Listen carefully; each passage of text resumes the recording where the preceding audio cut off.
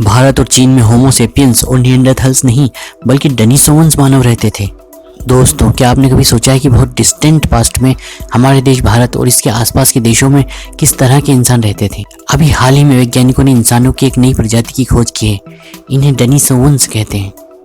ये खोज इतनी नई है कि इन डेनिसोवंस मानवों के बारे में अभी हमारी टेक्स्ट बुक्स में भी ज़्यादा कुछ नहीं लिखा गया है। आइए जानते हैं मानव इतिहास की इस रोचक खोज के बारे में। दोस्तों, इस वीडियो को लास्ट तक ज़रूर देखिएगा क्योंकि इस वीडियो में आपको इंडिया में रहने वाले लोगों के बारे में एक नया राज पता चलेगा। दोस्तों, इस चैनल पर हम आपके लिए पेश करते हैं हर रोज साइंस की दुनिया की रोचक और हैरान कर देने वाली इन्वेंशंस और डिस्कवरीज। सिर्फ कुछ मिनट की वीडियो देखकर आप अपना साइंस जीके और आईक्यू बढ़ा सकते हैं। तो अपने नॉलेज को अपडेट रखने और विज्ञान के नए नए चमत्कारों को देखने के लिए सब्सक्राइब का बटन दबा दें और नोटिफिकेशन बेल को भी ऑन कर दें ताकि हर रोज आप फ्रेश साइंस फैक्ट्स देख सकें और हमारे साथ एक अनोखी दुनिया की सैर कर सकें। दोस्तों, आज दुनिया में कई तरह के इंसान पाए जाते हैं, जैसे यूरोपीय और अमेरिकी गोरे लोग, अफ्रीकी मूल के काले लोग, हम भारतीय मूल के लोग और चीनी लोग। भले ही रूप रंग कदकाठी में इंसान अलग अलग लगते हों, लेकिन हम सब होमो सेपियंस हैं। विज्ञान की भाषा में हमारी प्रजाति का नाम होमो सेपियंस है। हम सबका डीएनए एक जैसा है। पूरी अर्थ पर जितने भी इंसान हैं, सबके पूर्वज एक ही हैं, सब होमो सेपियंस ही हैं। लेकिन क्या आपने कभी सोचा है कि दुनिया में सिर्फ एक ही तरह के इंसान क्यों हैं? जब आप जानवरों और पक्षियों को देखेंगे तो आप पाएंगे कि उनकी अलग अलग स्पीशीज प्रजातियां होती हैं। खरगोश, लोमड़ी, सियार, हाथी, सभी में कई अलग अलग प्रजातियां देखने को मिलती हैं। पक्षियों और समुद्री जीवों में भी ऐसा ही होता है। जैसे कि समुद्र में 19 प्रकार की व्हेल्स पाई जाती हैं। सिर्फ इंसान, हम ह्यूमंस ही ऐसे हैं जो सिर्फ एक ही प्रजाति के हैं। क्या पास्ट में कई प्रकार के इंसान पाए जाते थे, जैसे कि काल्पनिक कहानियों में होते हैं? हॉबिट्स, बोने इंसान, एल्व्स और ऑर्क्स, क्या इनके बीच लड़ाइयाँ होती रहती थी? यह सच है, पास्ट में हम इंसानों की कई प्रजातियाँ होती थी। अगर विज्ञान की भाषा में कहें तो होमिनिन की कई स्पीशीज इस अर्थ पर रहती थी। इनमें से हमारे लुप्त हो चुके फेमस कजिन्स निएंडरथल्स का नाम शायद आपने ज़रूर सुना हो। निएंडरथल्स के बारे में एक बहुत ही इन्फॉर्मेटिव वीडियो आपको हमारे चैनल साइंस ट्यूब पर मिल जाएगी, उसे ज़रूर देखिए। केवल कुछ मिनटों में ही आप निएंडरथल्स के बारे में काफ़ी कुछ जान जाएंगे। आज से 40,000 साल पहले तक निएंडरथल्स यूरोप और मिडिल ईस्ट, इराक, ईरान आदि देशों में पाए जाते थे। लेकिन उस समय हमारे देश भारत में किस तरह के लोग बसते थे? सन 2010 में ही वैज्ञानिकों ने हमारे एक और खोए हुए कजिन को खोज निकाला, डेनिसोवंस। ये डेनिसोवंस निएंडरथल्स और होमो सेपियंस के साथ इस अर्थ पर रहते थे।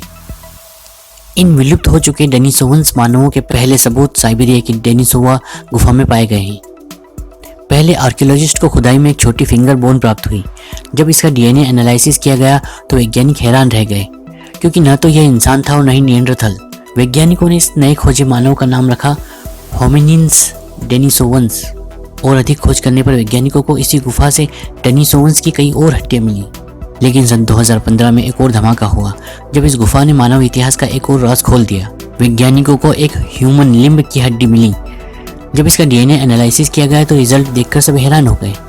इस मनुष्य का पिता तो एक डेनिसोवंस था, लेकिन इसकी माँ एक निएंडरथल थी। इसके बाद इस गुफा से 1500 मील दूर तिब्बती प्लेटो की एक गुफा में डेनिसोवंस के अवशेष पाए गए। वैज्ञानिक इस नतीजे पर पहुंचे कि एशिया के एक बड़े भाग में ये डेनिसोवंस मनुष्य पाए जाते थे। जब वैज्ञानिकों ने एशिया और ऑस्ट्रेलिया के लोगों के डीएनए का एनालिसिस किया तो पाया कि उसमें डेनिसोवंस के डीएनए का कुछ हिस्सा मौजूद है। अगर हमारे पास डीएनए एनालिसिस की टेक्नोलॉजी नहीं होती तो हम कभी ये नहीं जान पाते कि डेनिसोवंस मनुष्य भी पाए जाते थे। आज के इंसानों का डीएनए एनालिसिस करने पर हमें कई राज पता चल जाते हैं।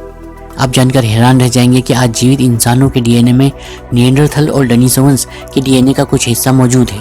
होमो सेपियंस, निएंडरथल्स और डेनिसोवंस स्पीशीज में कई बार इंटरब्रीडिंग हुई।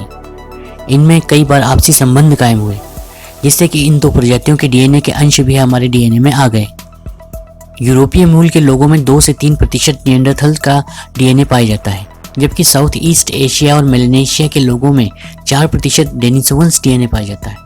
जहाँ तक भारत के लोगों की बात है तो भारत के लोगों के डीएनए में डेनिसोवंस डीएनए का कुछ हिस्सा पाया जाता है। भारतीय मूल के ट्राइब्स और नॉन इंडो यूरोपियन भाषा बोलने वाले लोगों में डेनिसोवंस डीएनए की मात्रा ज़्यादा पाई जाती है। इससे यह साबित होता है कि इंडो यूरोपियन भाषा बोलने वाले लोग भारत में काफ़ी बाद में आकर यहाँ बसे हैं, क्योंकि इनमें डेनिसोवंस की मात्रा कम है, जबकि नॉन इंडो यूरोपियन भाषा बोलने वाले लोगों में यह ज़्यादा है। डेनिसोवंस मनुष्यों का पूरा कंकाल अभी तक नहीं मिला है, इसलिए वैज्ञानिक यह तय नहीं कर पाए हैं कि ये डेनिसोवंस मानव कैसे दिखते थे। जो फॉसिल अवशेष मिले हैं वे 50,000 से लेकर 3 लाख साल पुराने हैं। इससे पता चलता है कि इस गुफा में डेनिसोवंस काफ़ी लंबे समय तक आबाद थे। इस गुफा से कई टूल्स और आर्टिफैक्ट्स भी बरामद किए गए हैं, लेकिन यह बात तय नहीं है कि ये डेनिसोवंस ने बनाए या निएंडरथल्स ने या फिर होमो सेपियंस ने। निएंडरथल्स की तरह ही डेनिसोवंस भी आइस एज के अंत में एक्सटिंक्ट हो गए। निएंडरथल्स और डेनिसोवंस के एक्सटिंक्ट हो जाने का समय एक ही है। इसके बाद ही मॉडर्न ह्यूमंस का विस्तार हुआ। लेकिन ये डेनिसोवंस मनुष्य आए कहाँ से थे? दरअसल मानव जाति का जन्म अफ्रीका महाद्वीप में हुआ। होमो सेपियंस, निएंडरथल्स और डेनिसोवंस के पूर्वज एक ही थे जो अफ्रीका में रहते थे। फिर इंसानों का एक ग्रुप अफ्रीका के जंगलों से निकलकर मिडिल ईस्ट, यूरोप और एशिया में जाकर आबाद हो गया। अफ्रीका से बाहर निकलने वाले इसी ग्रुप से 2 ब्रांचेस निकली, एक निएंडरथल्स और दूसरे डेनिसोवंस। निएंडरथल्स यूरोप और मध्य एशिया में आबाद हो गए और डेनिसोवंस चीन, तिब्बत, भारत और मलेशिया, पपुआ न्यू गिनी के इलाके में पनपते और विकसित होते रहे। अफ्रीका में जो इंसान रह गए थे उन्हीं से हमारे पूर्वज विकसित हुए।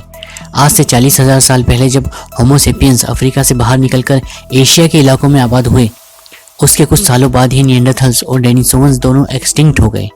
लेकिन कुछ तो सालों के अरसों में होमो सेपियंस, निएंडरथल्स और डेनिसोवंस में आपसी संबंध बने, इंटरब्रीडिंग हुई, जिससे कि इन प्रजातियों के डीएनए का कुछ हिस्सा हम होमो सेपियंस के अंदर भी आ गया।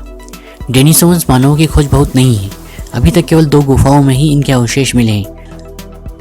आर्कियोलॉजिस्ट डेनिसोवंस के और ज़्यादा अवशेष खोजने का पूरा प्रयास कर रहे हैं ताकि हम ये जान सकें कि हमारे ये डिस्टेंट कजिन्स कैसे दिखते थे और इनका रहन सहन और संस्कृति कैसी थी। दोस्तों, मानव जाति के इतिहास की ये रोचक और इन्फॉर्मेटिव वीडियो अपने दोस्तों के साथ फेसबुक और व्हाट्सएप पर ज़रूर शेयर करें और सब्सक्राइब का वो लाल बटन भी ज़रूर दबा दें ताकि हम आपके लिए और इन्फॉर्मेटिव वीडियोज़ बना सकें।